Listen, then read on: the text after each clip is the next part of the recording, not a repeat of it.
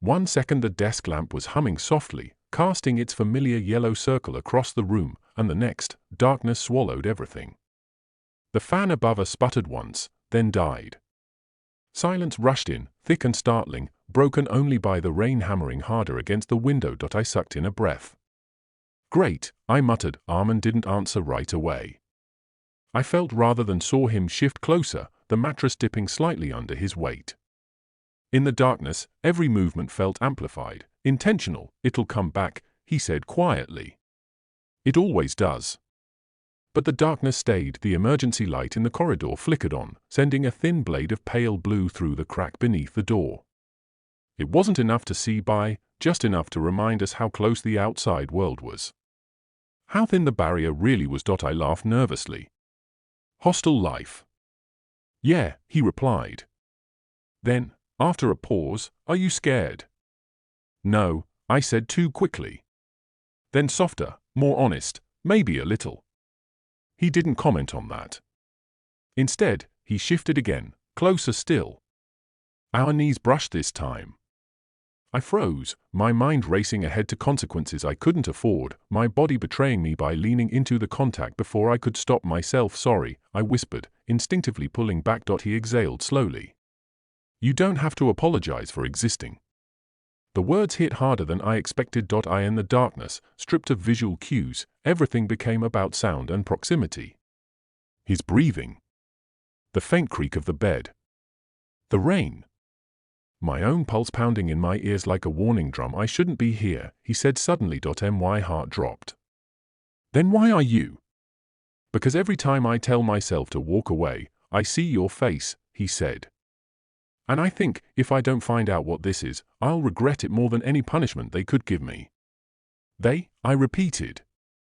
"You're already thinking about getting caught." "You aren't?" he asked gently. "Of course I was. I thought of my parents, who called every Sunday and asked if I was eating well, studying hard, becoming the person they imagined me to be. I thought of the warden's stern warnings. Of seniors expelled quietly, their names erased from notice boards. I thought of how fragile my carefully constructed normality really was. "I can't afford mistakes," I said. Armin turned toward me fully now. I could sense it, the shift in his attention, focused and intense. "Neither can I," he said. "That's why this feels so dangerous." The emergency light flickered again, briefly illuminating half his face, his jaw tense, his eyes dark with something I couldn't name. Then the light steadied, leaving us in shadow once more. I swallowed. "Armin, if we cross certain lines, there's no uncrossing them." "I know," he said.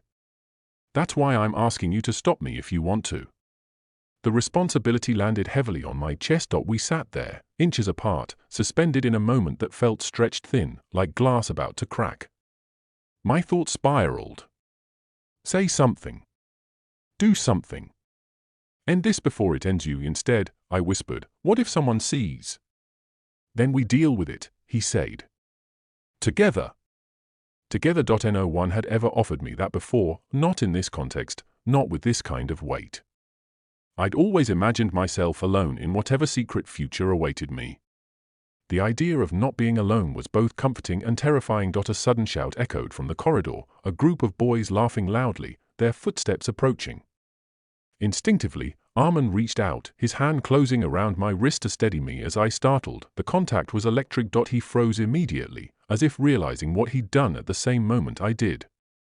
His grip loosened, but he didn't pull away completely. Neither did I. The footsteps passed. Laughter faded. Silence returned. His thumb rested lightly against the inside of my wrist, right where my pulse betrayed me. I was acutely aware of how fast it was beating. "You can feel that," I said weakly. "Yes," he replied. "I can." The room felt unbearably warm now. "This isn't fair," I said. "You're a senior. You're confident. You act like you know who you are."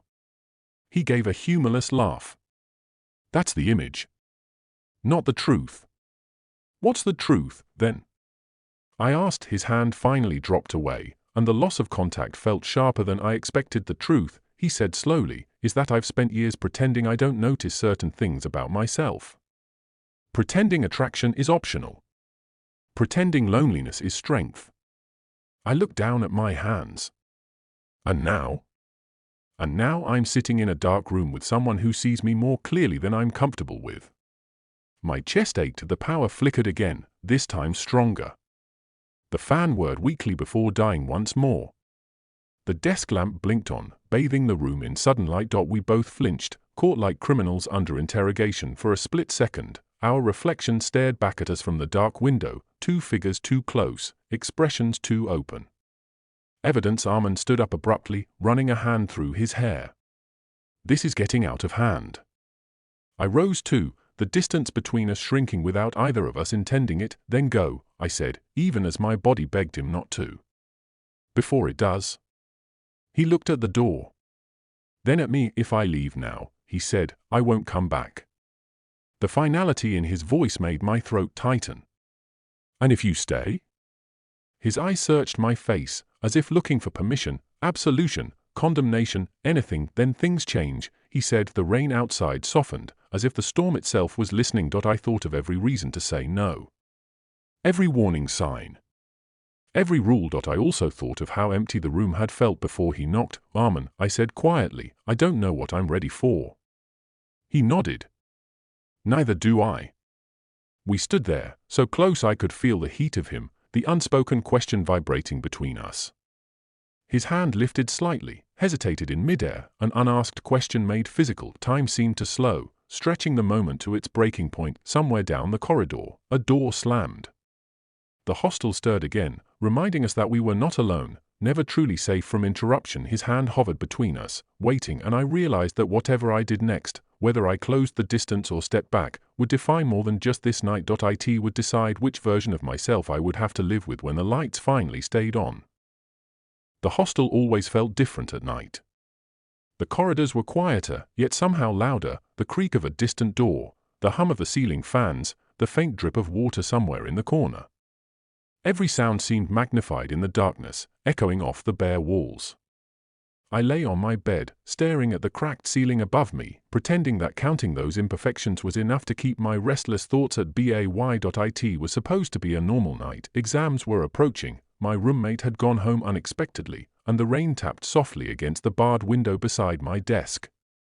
The empty room felt larger, strangely hollow, as though the absence of someone else made every corner of the space sharper, more visible. I told myself I liked the quiet, that I needed it. But silence has a way of amplifying things you don't want to face, like the echo of footsteps in the hallway that didn't exist. Or the memory of him. Armand. My hostel senior. Confident, magnetic, untouchable. Third year. Everyone noticed him when he entered a room, some with admiration, others with fear. I had spent a year convincing myself he was just another senior, just another face in the hostel crowd. But every time he walked past me, my chest tightened. My pulse betrayed me. And tonight, I couldn't ignore it. Earlier, I had seen him briefly in the common room. Rainwater clinging to his hair, hoodie darkened by the storm, eyes locking with mine for a fraction too long. That nod, slow, deliberate, was enough to make my heart lurch, though I told myself it meant nothing. Still, I couldn't shake the feeling that something was about to happen. A laugh echoed faintly from the staircase. Then footsteps. Slow, deliberate. Stopping, starting again. My mind raced. You're imagining it, I told myself. But my chest didn't listen. Then came a knock, not loud. Not hesitant. Just firm enough to suggest someone expected the door to open. My heart slammed against my ribs. I didn't move at first, just listened. The corridor fell silent, holding its breath with me. Another knock, closer this time, deliberate. Hey, a familiar voice said, soft, controlled. It's me. My fingers trembled as they hovered over the latch. I knew that if I opened the door, everything would change. If I didn't, I might regret it forever. The rain continued tapping against the window, indifferent. The ceiling fan hummed. And there I stood, on the edge of something dangerous, something forbidden, unable to decide whether to step back into safety or forward into temptation, because sometimes, the smallest knocks carry the loudest consequences, and this one was about to change everything. The hostel always sounded louder at night, even when everyone was asleep. Pipes groaned inside the walls. Ceiling fans hummed like tired insects.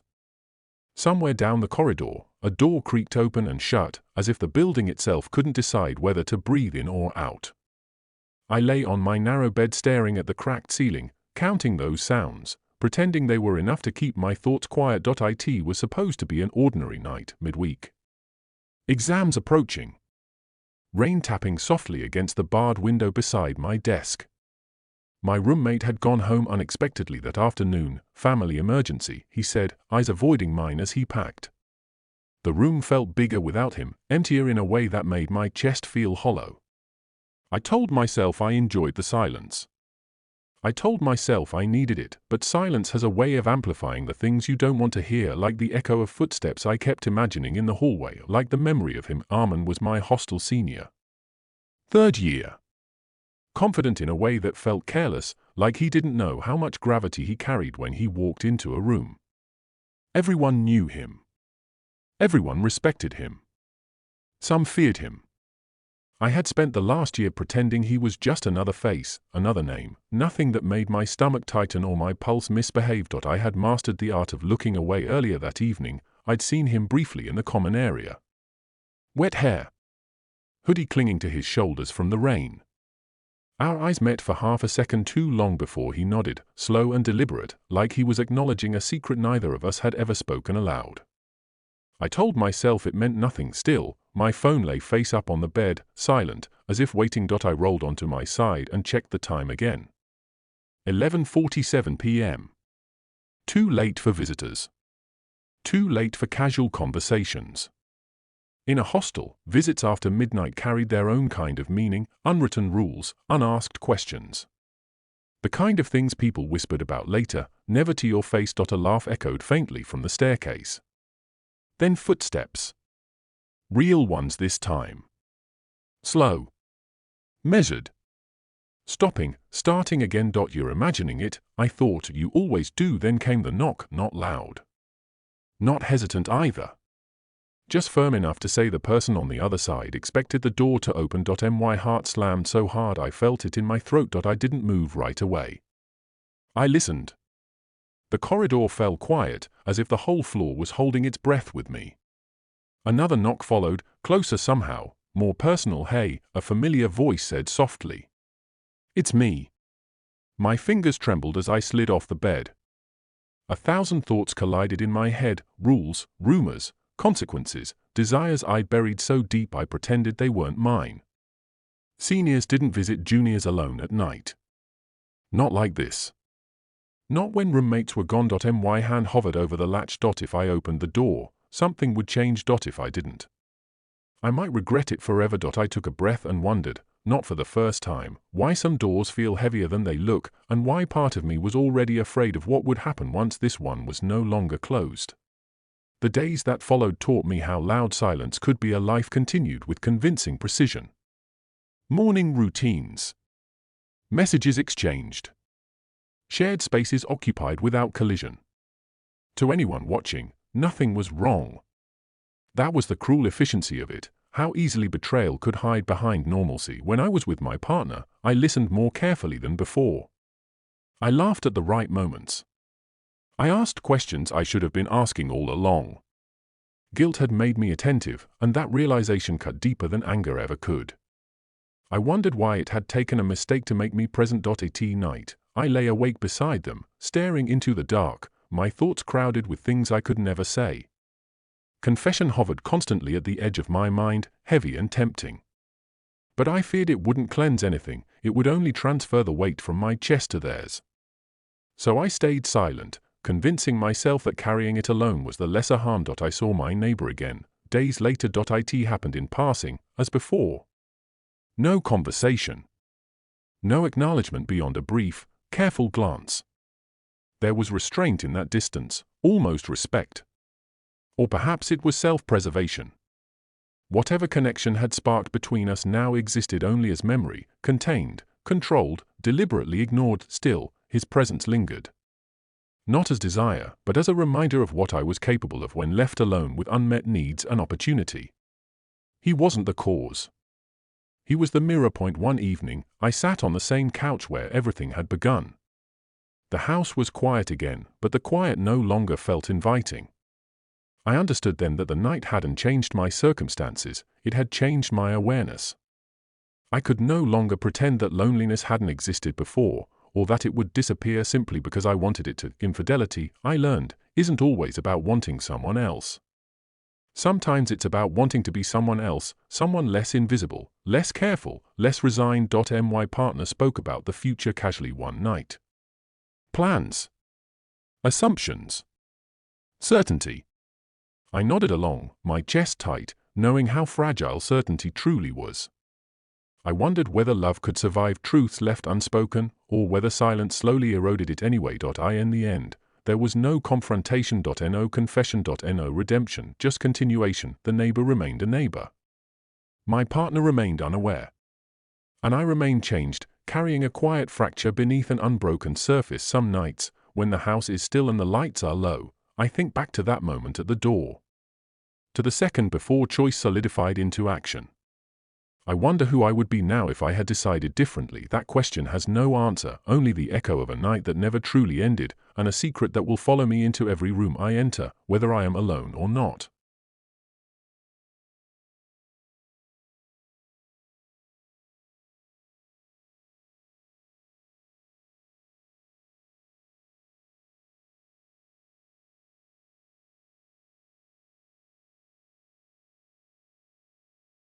And somehow, that was the most shocking part. Armand's hand hovered in the space between us for a few seconds longer, then slowly dropped back to his side. The movement was small, almost unnoticeable, but it shifted the air in the room.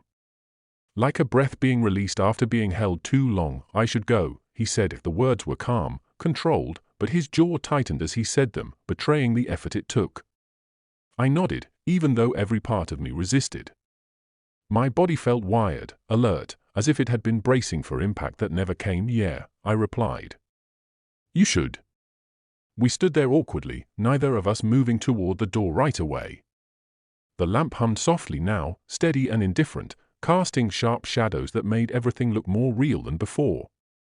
Too real. Armand finally reached for his phone, checking the screen more out of habit than necessity. It's late, he said, as if time itself were the reason for everything we hadn't done. I watched his hands. Long fingers. A faint scar near the knuckle I hadn't noticed before. I wondered how many details like that I'd missed while pretending not to look. I didn't plan this, he said suddenly. Coming here. I know, I replied. Neither did I. That was the truth. Or maybe just the safest version of it. He stepped toward the door, then stopped. His hand rested on the latch, unmoving. I could almost hear the thoughts racing through his head, mirroring my own, what ifs colliding with should nots, desire tangled tightly with fear if things were different, he began, then trailed off. They're not, I said softly. He turned to face me one last time. His eyes searched mine, as if trying to memorize something, or maybe confirm it was real at all. For a brief, dangerous second, I thought he might close the distance after all.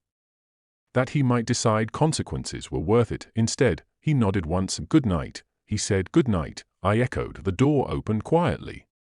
The corridor's pale blue light spilled in, washing over him, turning him into a silhouette again, half inside my world, half already gone. Before stepping out, he looked back, his expression unreadable. Then the door closed. The lock clicked. I didn't move for a long time. The room felt colder without him, despite the fan finally sputtering back to life. I sat on my bed, staring at the door as if it might open again on its own. My wrist still tingled where his fingers had rested earlier, my pulse finally slowing, leaving behind a dull ache. This is better, I told myself. This is safer. But safety had never felt this heavy. From the hallway came the muffled sounds of hostel life resuming, voices, footsteps, laughter drifting in and out like nothing extraordinary had happened. Like my world hadn't just tilted on its axis and been set back slightly off-center. I lay back on the bed, eyes fixed on the ceiling crack I'd memorized long ago. My thoughts replayed the night in fragments, the knock, the darkness, the way he'd said my name without saying it at all.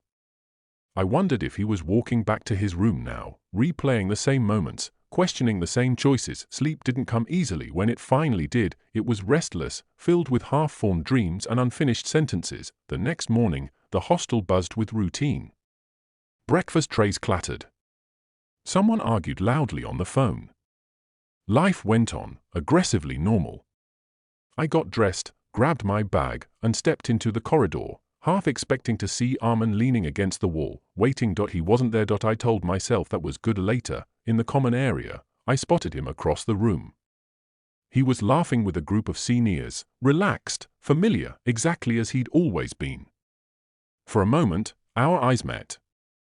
Just a moment. No smile. No nod, just recognition. Then he looked away. The space he left behind felt louder than any confession. As I walked past, I wondered which version of us was real, the two boys who almost crossed a line in the dark, or the strangers pretending daylight had erased everything. And I couldn't shake the unsettling thought that unresolved things don't disappear, they wait.